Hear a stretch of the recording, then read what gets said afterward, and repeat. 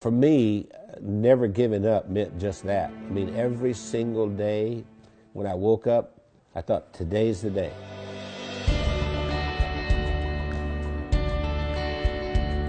I was the second son in a sharecropper's family, and a sharecropper means that you don't own anything. I mean, you work for someone else who's the landowner. We had practically nothing. Everything was hand-me-downs from someone else. I didn't have shoes, and to this day my toes are all grown under because I didn't have shoes. I remember I had this encounter with my mother, and I said, you know, tell me you love me, and she didn't do it. And so I went down and I sat on this creek bank, and I thought, you know what? I don't care if anybody loves me, I love me. I made a list of goals that I wanted to accomplish, and they were laughable because I didn't even have 2 nickels to rub together, but my first goal was I was going to be a millionaire by the time I was 35. Number 2, I was going to have food to eat because we were always hungry. I mean, my little brother and I used to make mud pies to stop the hunger pains, and I was going to travel all over the world. Those were my goals.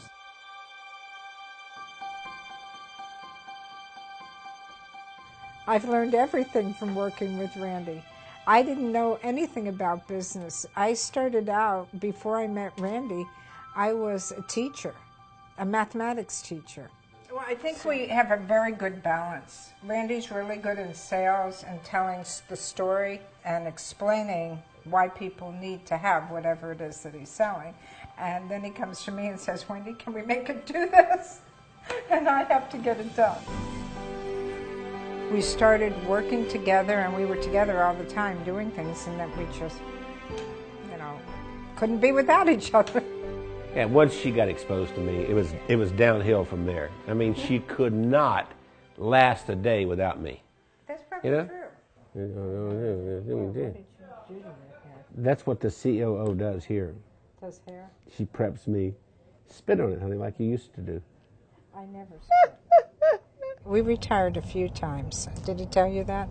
We've tried retirement 3 times, but we never figured out exactly how to do it because we've worked all of our lives. We took a year and we traveled around the world.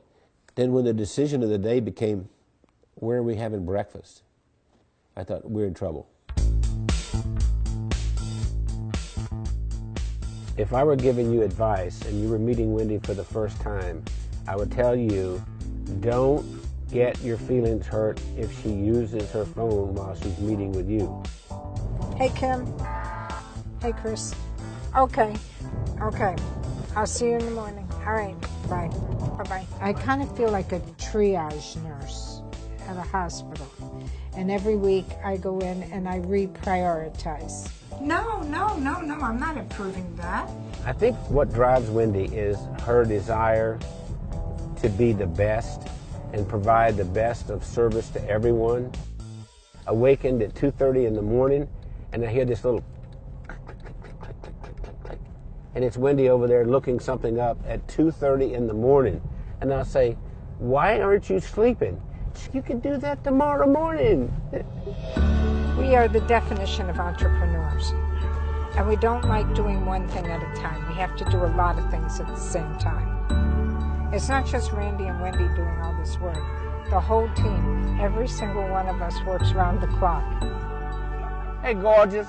Listen, Bernice has been with us for what, 5, 6 years? 6 years.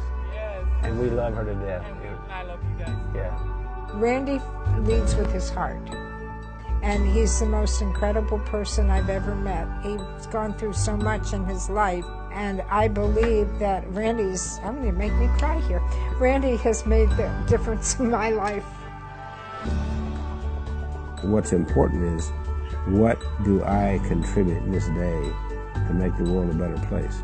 I know that sounds corny, but that's really what it is. My daddy used to say, we leave here with empty pockets.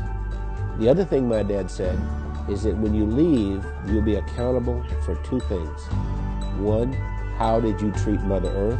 And 2, how did you treat the people on Earth? I feel that I have found joy and that I've given joy, and I think there's a lot more joy that we can give.